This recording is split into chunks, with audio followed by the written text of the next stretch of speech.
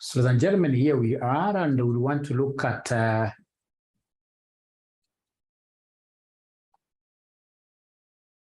bank reconciliation. Of course, at your level, it will be very important for us to look at the main reasons. I mean, why would you have a bank statement, which in this case, for example, at the end of the month, when you go to pick or when they send you, for example, an email, the bank statement indicates how much. You have a bank statement. So we have a bank statement which indicates, for example, 1 million. And then, of course, the accountant in the office here has been maintaining a cash book. A cash book whose balance in this case is 900,000 Kenya shillings. What do you think in this case here are the major, what brings differences between this cash book and the bank statement? And yet we as accountants, really, we expected to have the two entries giving us the same figures. Balance at the bank from my cash book, 900. I expected the balance at the bank here from the bank statement at the end of that month. I expected also 900, but I can see here that these figures are quite different. There are things, ladies and gentlemen, that happen well within inside the bank there that I can only get to know about them when I get a bank statement. Before I get a bank statement, I will not be able to know whether those expenses, for example, have been taken up, have been paid by my bank, perhaps I had a standing order. Now listen and listen to me very well, ladies and gentlemen. What we are told here, this is very important. We are told here the balance on the cash account, which should be the same as the balance in the cash book, is compared to the balance on the bank statement at a given date. However, these two balances may not agree, and there are various reasons. We have the concept of time lag between writing a check and the payment appearing on the bank statement, what we call unpresented checks. These are secrets that I'm divulging here. When I give checks to my staff and even my suppliers at RCM Online College, there are some members of staff or suppliers, you've paid them, maybe on the 21st, I pay normally my salary is on the 21st of every month. You've paid them on the 21st through checks, you've given out your checks there, but these guys will go and delay even for 2-3 months without, in this case here, presenting those checks to where? To banks. So it means that once I give out these checks out there to these suppliers, to these lecturers, what do I have to do? I will very fast, ladies and gentlemen, go to my cash book, say, I have paid Gladys, who is my lecturer, one of my lecturers around, 50,000 Kenya shillings. But Gladys has not presented that check to the bank. So automatically the bank will not have known that you have even issued a check. It will not know. So any unpresented checks, ladies and gentlemen, will be one of the reasons that we shall be having a disparity between the cash book and the bank statement. Now, ladies and gentlemen, from there, we have the second item. We have what we call time lag between depositing amounts into the bank account and this appearing on the bank statement, what we call unrecorded lodgements. Lodging, unrecorded lodgements. Now, ladies and gentlemen, remember, especially in those good old days, right? We have received as RCM Online College some payment in form of a check. Of course, we are a good college with controls. Whenever we get a check, what do? We rush with it, right? If possible, on the same day, we have received the check and bank it. But now the question will be, will the bank be able to credit monies from this issue of the checks account to our account immediately? No, there is some time lag, right? Nowadays, it has, of course, been shortened quite a lot, but normally it's about 24 hours. So if I've put in this check today, 24 hours in this case, ladies and gentlemen, in this case here, for example, happens to be ending on the 1st of the following month. So it means that by 31st of this month, when I'm supposed to be picking my bank statement, this money has not cleared. I lodged the check, but the bank has not yet really recorded and updated the money into my bank account. So it means that this is an unrecorded lodgement. You see, in my cash book, when I got this particular customer paying me, I updated my cash book.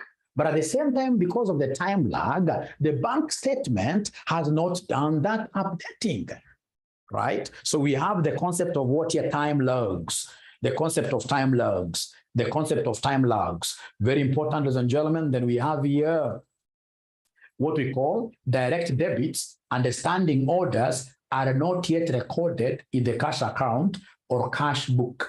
Ladies and gentlemen, remember, there are those standing orders that we give. For example, I am a good finance manager. I know how to manage my finances quite a lot. Of course, I struggled. When I was a young man, I struggled with learning the art of managing my own finances. But nowadays, I'm very good. So what do? Assuming, of course, I don't get this kind of money, but assuming I'm getting like 600,000 Kenya shillings a month from my employer. When this money hits the bank account, my bank account, personal bank account, and then I withdraw all these monies, for example, at once, or even if I don't withdraw, so long as, ladies and gentlemen, this money has hit my bank account and I have this mobile bank access, chances are I don't know what happens. All the relatives across East Africa, right? I have some relatives in Uganda. It's like they smell like this person has gotten money. So this and this has happened, please. So you will end up in this case here, not even to relatives alone. The crazy things in this case here crop up. You may end up in this case here squandering that entire amount. One of the best ways of managing your finances very well, ladies and gentlemen, is to have what you call standing orders. Go and tell Stanbic, when you see my salary coming on this particular date, right? What do? Get 100,000 and pay to my circle, Mwasibu, direct. So they'll be debiting my account directly. Right? And of course, there are other direct debits where you don't have to issue a check for them to be able to do what to deduct the money. Like, for example, bank charges. There is no bank that comes to ask for your permission to take their money. So bank charges will be a very good example of what a direct debit. Now, students, listen and listen to me very well. When we talk of a cash book, if, for example, you have this amount in your company, 900,000, you see cash is an asset. And of course, from what I told you some time back, this acronym of PEARLS, if you remember, I taught you the acronym of PEARLS, where we said that purchases, expenses, and assets. Purchases, expenses, and assets, whenever they increase, we debit.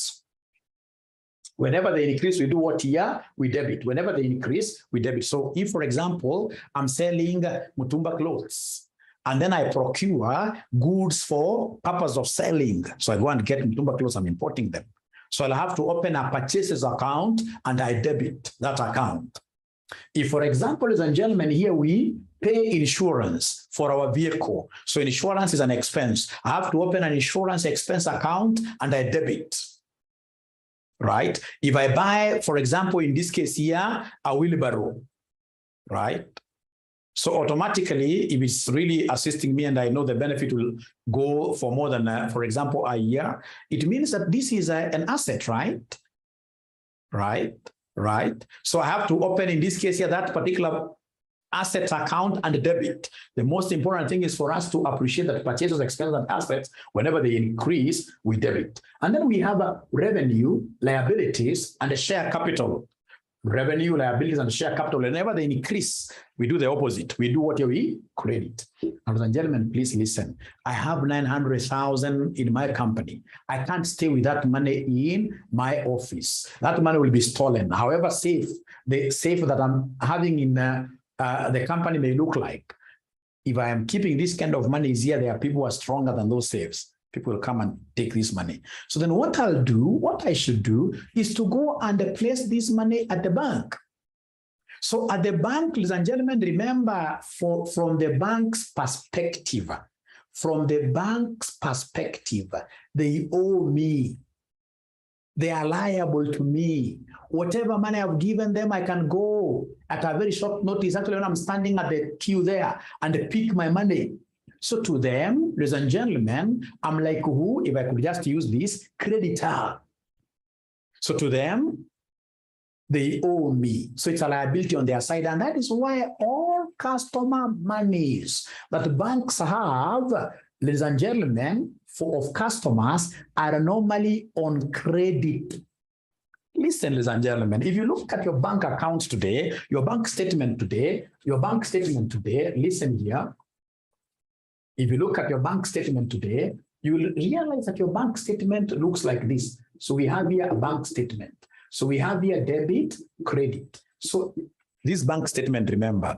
So when I take, ladies and gentlemen, as a client, when I take money to the bank, right?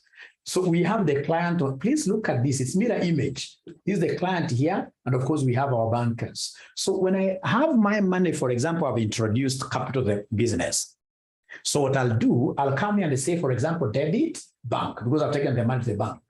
And then I'll come and credit here, for example, the ordinary share capital with a million. But how about now from the bank's perspective? When they come here, they'll come and, for example, say, depending on the check number, you know, I have to pay them. For example, okay, I can even do a direct deposit. So then they'll come here and, for example, mention deposit. So this deposit of 1 million, the bank, where is it going to place this deposit of 1 million, which belongs to this customer? Is it on the debit side or credit side? The bank. Where will the bank place that 1 million that I've taken to them? On the debit or credit? Credit side, yes. So they'll come and say a deposit, for example, deposit by this and this. We have the dates, etc. When you make withdrawals, their liability to you reduces. So that's why you will hear that people saying your bank account is being debited. When you hear bank account being debited, your amount in the bank is reducing. When you hear that a credit has been recorded in your bank's account, automatically that means that your bank account is growing. That is why when we say that they are direct debits means that the bank took money from your account without, in this case here, for example, you issuing what here, a check. Without you issuing a check. Now listen, my good students. Please listen, my good students. Great. So I can see very good arguments there. Great. So we have here bank charges, of course, not recorded in the cash account or cash book. Then we have got errors on the cash book. Then we have got errors, of course, on the bank statement. Errors on the bank statement. Now, ladies and gentlemen, there is something that I would want us to appreciate here. There is something I would want us to appreciate here, very important. Once we have this, then we have understood the entire reconciliation, which now we shall be able to do it in Excel. There is something, if you understand here, then you have understood the entire bank reconciliation. If you understand this diagram, this is a diagram that I would want you now to take a screenshot. This diagram, I'll pause for a minute. Please try to take a screenshot here. I hope you are able to see there are two major things that you must always have. Whenever you talk of a bank reconciliation, you must be having a cash account. You must be having what you are calling a cash book. A cash book, bring the balance brought down. Put it there on the debit side. And then there are actually items here that you must always come and make direct adjustments in the cash book. The first one, you had issued, or rather you had received some checks from your customers. Customers at times, they give us bad checks. So if these checks bounce, what we call dishonored checks, I will come and credit to reduce my cash book. If there are any bank charges, I'll credit. If there are any standing orders that I had put in place, but of course I may have forgotten about them. Now that I've gotten, in this case here, the bank statement, I'm able to see the standing orders, or rather if I can even remember them, the standing orders, I must come and reduce standing orders here automatically from my cash book. And then of course we have the direct debits, and any errors, they have to be adjusted there. And then of course, using the totals here, you'll be able to get the balance carried down on this side, ladies and gentlemen. From there, the second thing, we have got to come and look at what we call now the bank reconciliation statement. So bank reconciliation statement, what do we have? We will start always with the balance per bank statement. What does the bank statement show as your balance? And then we normally do two things, not unless there are errors in the bank statement, two things actually. We less and presented checks Those checks that I told you I give to my lecturers, but they have not presented for payment. So I must, in this case here, come and deduct them there. And then I will add any unrecorded lodgements. If there are any errors, if you get your bank making errors, that's not a very serious bank. Good banks should never make errors. This entry here, we should not be thinking about it a lot. And then, of course, we should be able to get what we call balance per adjusted what here cash book. And this balance that you get now here should be exactly equal to what here, the balance here. So now, ladies and gentlemen, have you been able really to take a screenshot of this photo? These are very important photos that I would even want you to go and put, you can draw it nicely and put it somewhere at your workstation, Because I'm so sure most of you are dealing with these bank reconciliations every day. So I'm waiting for you guys to make a comment that, hey, you know what? We have been able to take a screenshot, and then I will be able to go to the next section. Today, I don't want to keep you guys waiting here for so long. No, that's not my agenda. No. Great. So I can see one person saying yes. Just take a screenshot.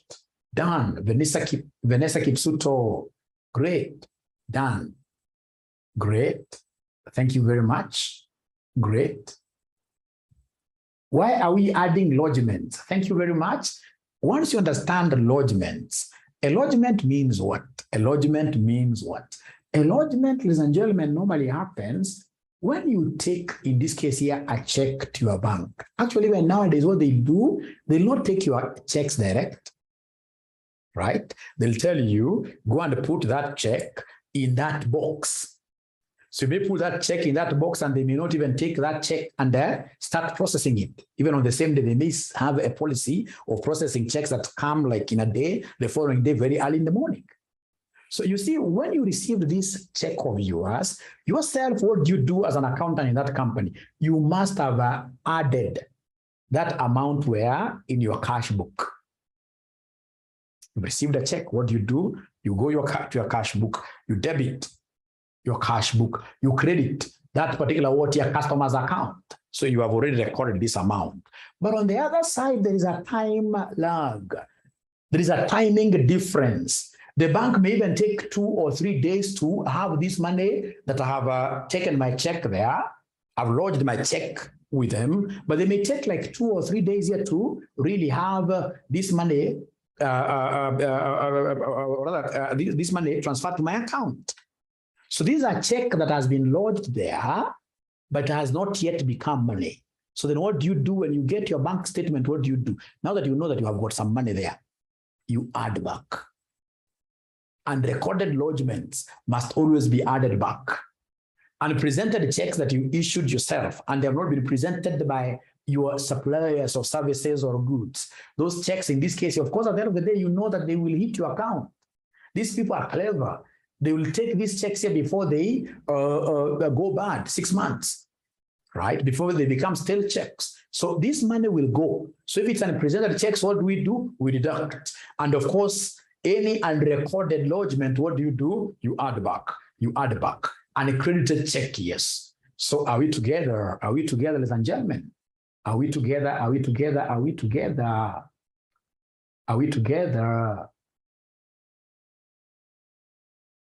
Great. And I can see the number is coming up very well, which is so nice of you because you're marketing this class. That is so nice of you. So nice of you.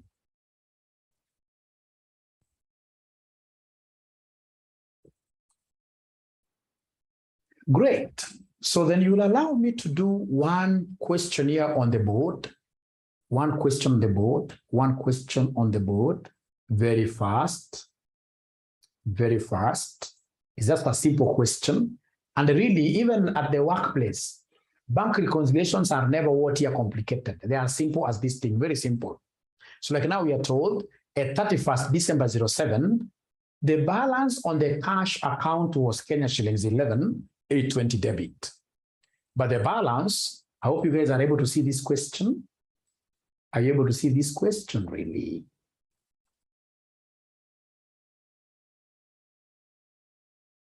I'm waiting for your response. Are you able to see my question that I'm reading here? If you're able to see it, comment there, and then most importantly, take a screenshot. Take a screenshot. Take a screenshot. Take a screenshot. Take a screenshot. So we are told here, at 31st December 07, the balance of the cash account was Kenya shillings 11,820 debit. But the balance appearing on the bank statement was Kenya shillings 15,000 credit. The reasons for the difference were as follows. Number one, bank charges of Kenya shillings 20. This is quite a bad question that I've been given. How can we have bank? Oh, it's a long, even 2007, bank charges were way high. But because it's for illustration, no worries. So you're told bank charges Kenya shillings 20.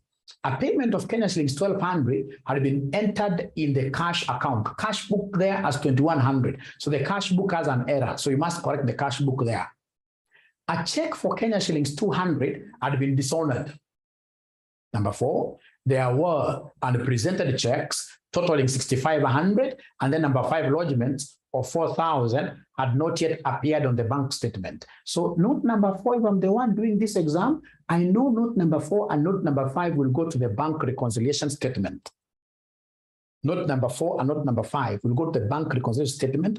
All the other notes, we are going to have them where just adjustments on the cash book. On the cash book. So there is no problem. Remember how we do it in practice. Ladies and gentlemen, how we do it in practice. This is how we do it in practice. First of all, you start with your cash book. Your cash book, you could decide in this case to pass journals, or if you're doing it manually. If you're doing it manually, always, ladies and gentlemen, use a T account. Cash book. So this is the cash book, like that. All right. So this cash book, debit, credit, right? So, ladies and gentlemen, I can see already somebody's CPA there. I told you, it's a very simple thing. You can see this CPA guy, member of ISPAC, is already giving us an answer. So, as of 31st December 07, the balance on the cash account is the same as cash book, was 11,820. So, this is debit. So, we have here balance brought down. So, we have here balance brought down 11. I've forgotten the figure now. As age is catching up, we forget very fast. 11,820. 11,820. Great. Now, from there, ladies and gentlemen, we are told here the next thing is that we had some bank balance. You see, but the balance appearing on the bank statement, which will come later, was 15,000. So you can see there's a discrepancy between the two. The reasons for the difference, so this figure, I'll pick it later. The reasons for the difference were as follows. The first thing that I'm now aware of is that there were some bank charges of Kenya shillings 20. You know, bank charges, ladies and gentlemen, they are not here.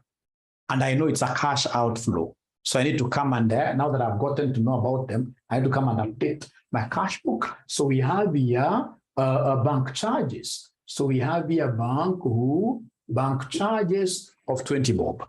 Bank charges of 20 bob, you are just like that. And then, ladies and gentlemen, we got the next one. We have a payment of Kenya shillings 1,200 had been entered in the cash account as 2,100. As 2,100. So there are two ways here. You see, this is an error in the cash book.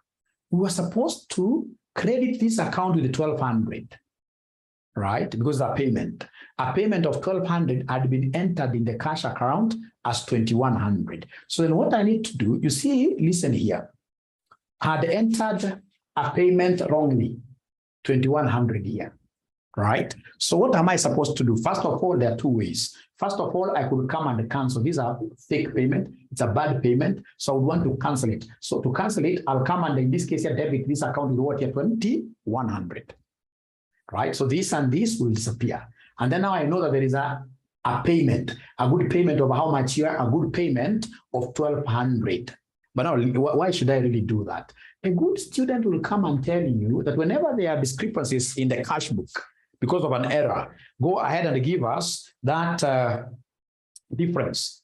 The difference. What is the difference here? Somebody here, a payment of 1,200 has been entered in the cash account as 2,100. So first of all, give me the difference between the two. So it is 2,100 minus 1,200, isn't it? That is the error. The difference there is the error. So the error, they're telling me it's 900. So this error is an overcast. I paid more. I removed higher amounts from my cash book. So to cancel this higher amount, what do? I should come and debit here. I should come and debit. So in this case here, we have an error in the cash book.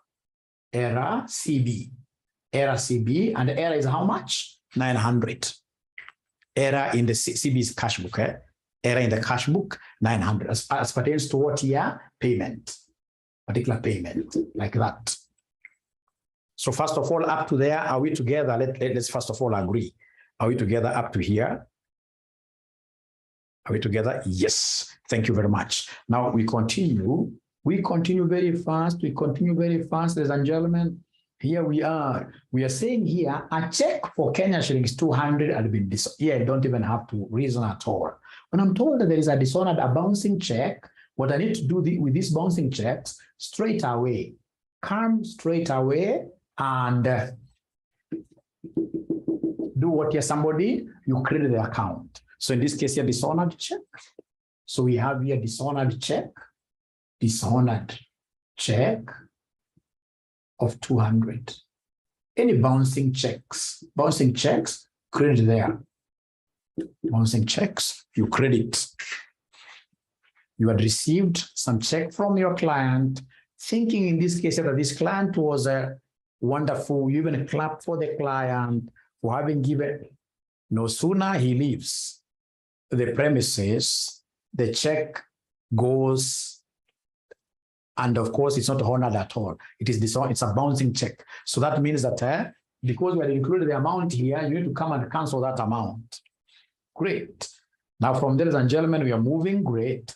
We are told here there were, and now here I know the next thing should be for me because we know not 4 and 5 are going to the bank statement. Could you kindly come here and give me the balance carried down in the cash book?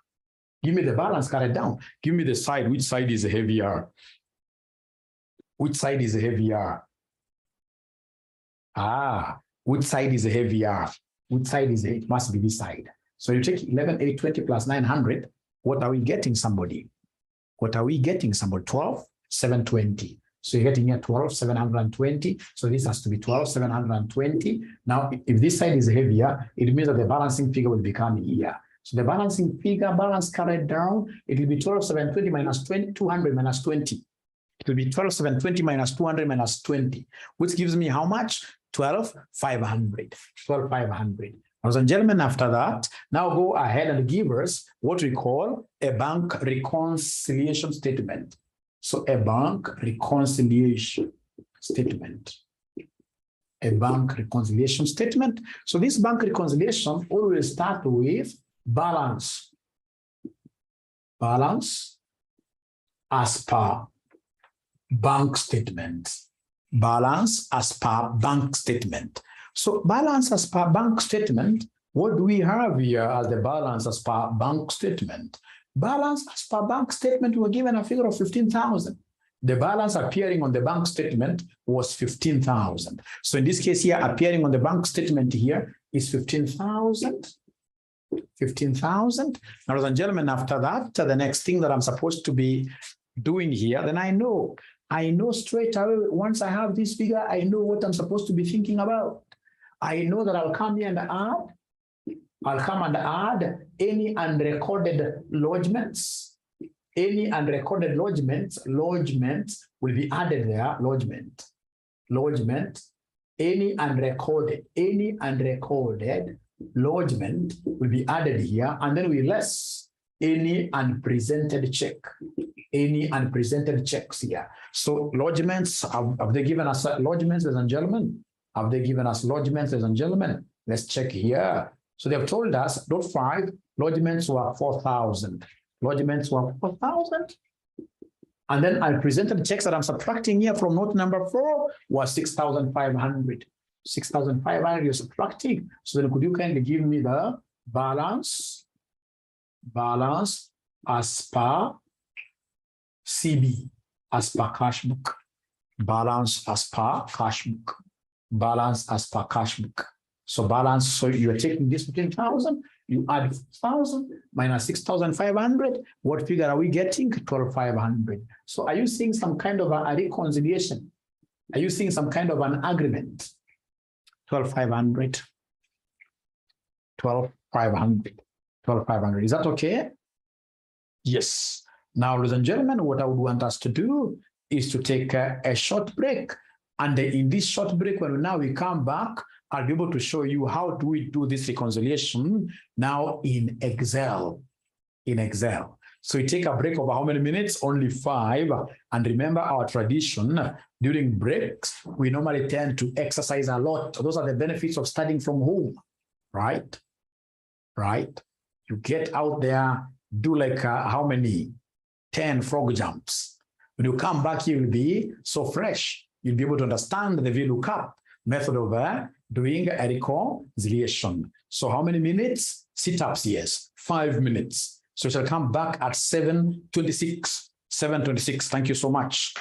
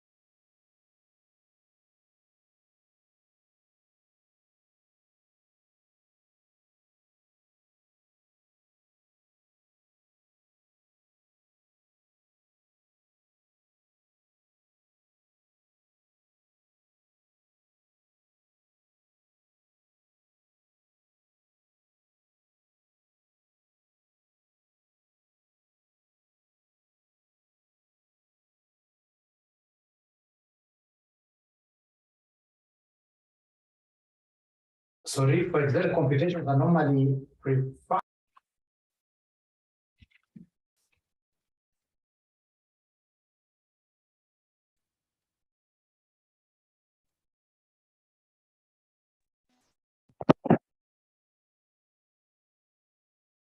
Great. So are you able to hear me? Are you able to hear Mwalimu? Are you able to hear Mwalimu? Are you able to hear Mwalimu? Great. Thank you so much.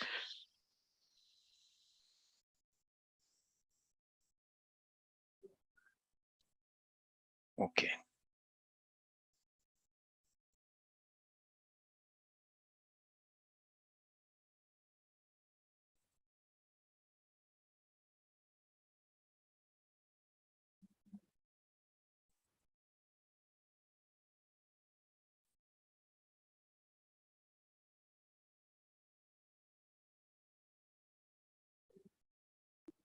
Okay.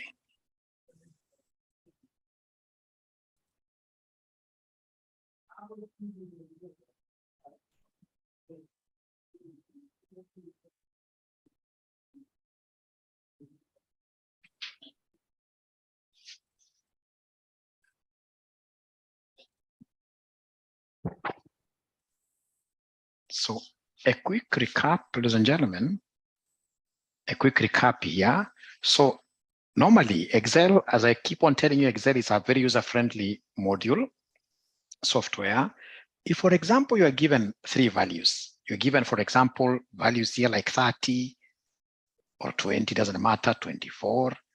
We have here, for example, 35, whatever. This could be, for example, our stocks, maybe stocks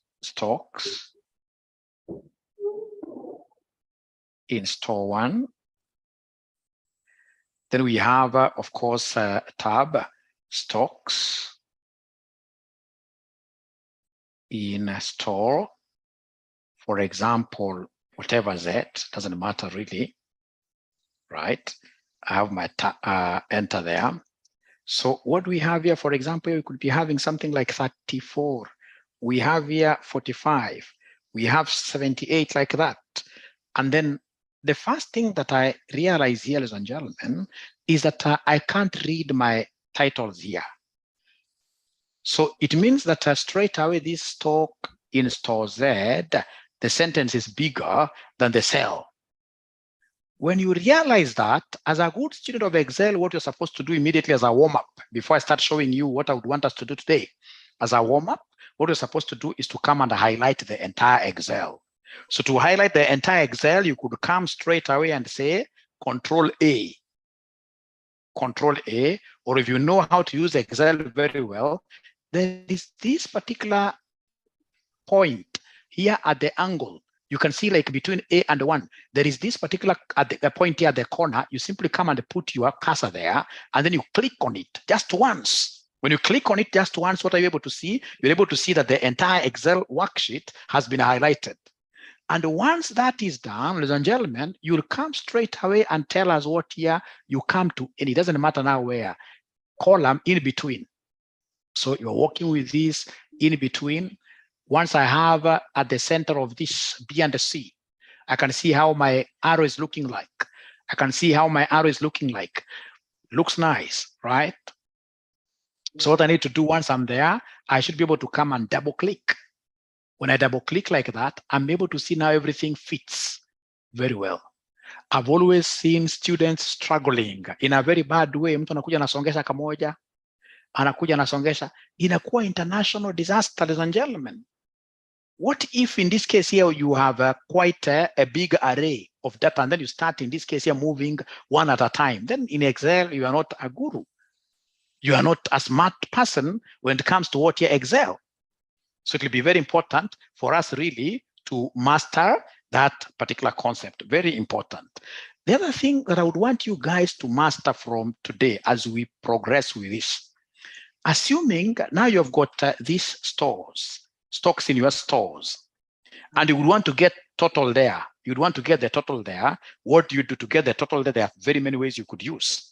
So in this case here, as a quick warm-up, before I start what I wanted to do today, as a quick warm-up, to get, ladies and gentlemen, this total, I'll come and say Alt equals. So when I say Alt equals, what am I saying? This thing is able to give me the formula there, sum, and has been able to basically capture everything that I would want to sum. So I'll come and enter like that, right?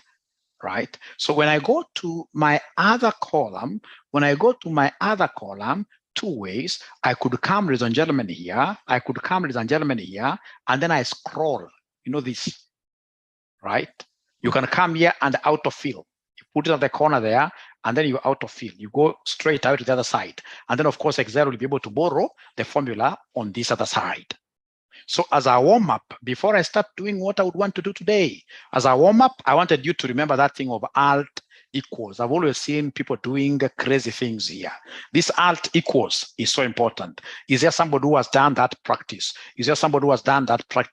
Using, even if you have only 2 numbers, really, so long as you've done that practice, it will be so nice. Is there anybody who has been able to practice that? Alt equals. Alt equals.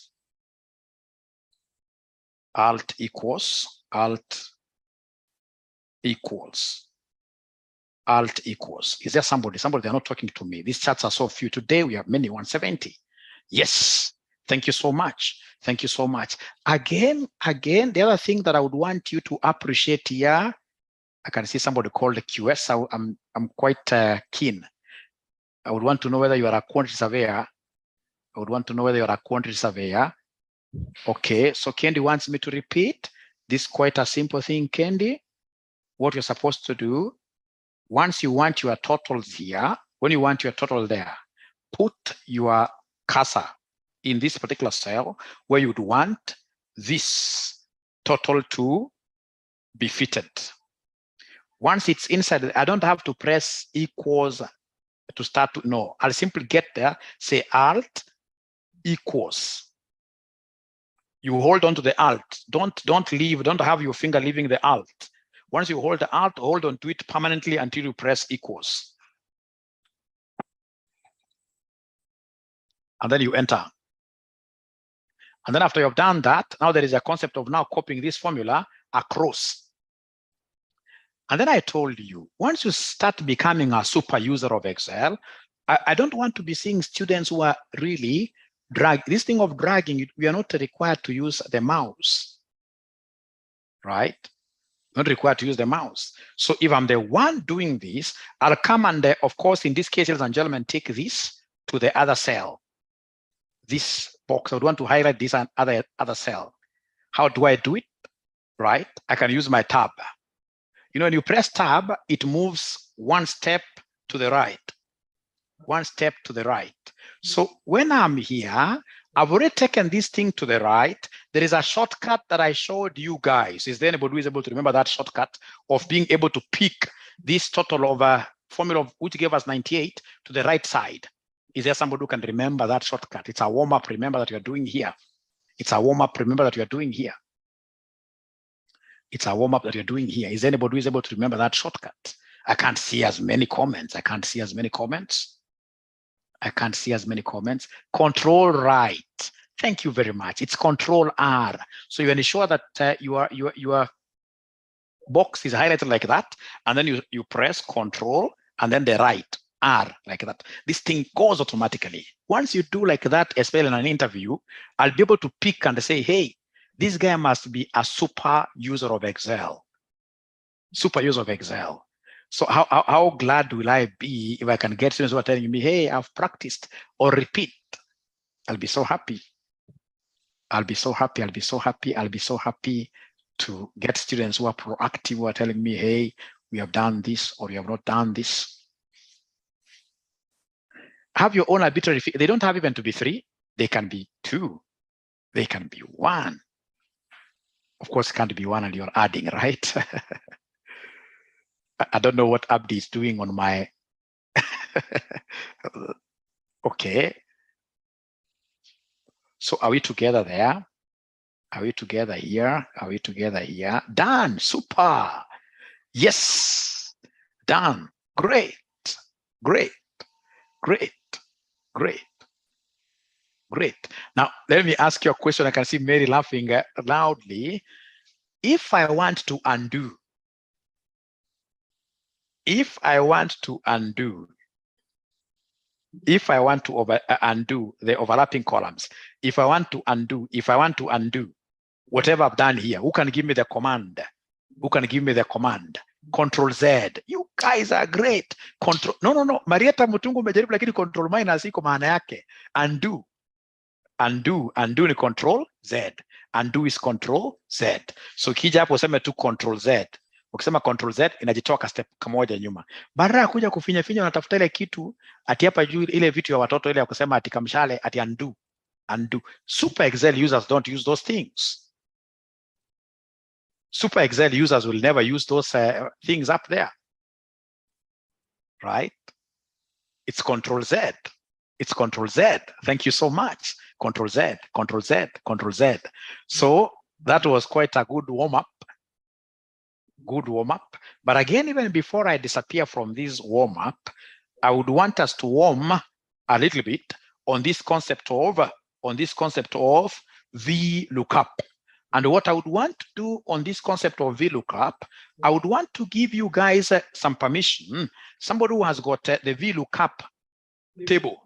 The VLOOKUP table. Is there somebody who can share that table with us? Is there anybody who can share that table with us? And then they show us as a warm-up that they are able to remember how the VLOOKUP is done. Somebody, I know you have that table that has got football teams. So I would want somebody in this case here very fast to share their table. Mary, trust you me, if I give you that summary, you will never become a super Excel user. A super Excel user, the warm-up points that I'm giving you here, I expect you guys to tell me like you're using them like tomorrow at your workplace. You're using them throughout. That's how you become an Excel super user. I was also not given those formulas by anybody, but now all of them, over 200. Over 200. Practice makes permanent. PMP. Uni Sharon Kendi. Thank you very much, Sharon. Sharon, now you can go ahead and address the committee.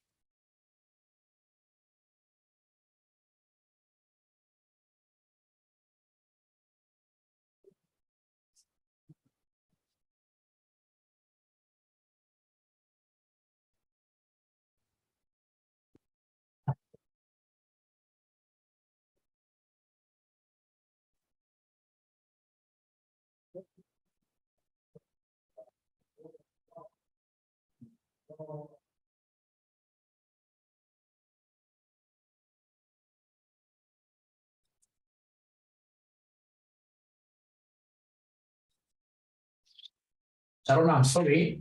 Sharon, there's no way you'll be able to make that kind of a presentation without talking, eh? Sharon, I'm sorry. I have to allow you, first of all, I have to ask you to unmute yourself, and then I will start sharing as you talk to us. You must talk to us, Sharon. Okay, you can hear me? Yes, very well. Okay. Sorry, there are students also who are asking that we need to share this table on WhatsApp. Yes, I'll be able to do that after the class. Please continue. Okay, so let me just delete everything here first, and then because I've already done some things. I'm getting a lot of echoes from your side. Are you having like 2 Zoom accounts in the same room? No. It's not a lot of echo, yes. You can even see Mary has been able to see that, hear that, Oscar. You have to mute one guy. Maybe I use the earphones. Try using them, we see. Okay. And there are students who are noting that you are using 2 gadgets. If that is the case, one gadget has to be shut down.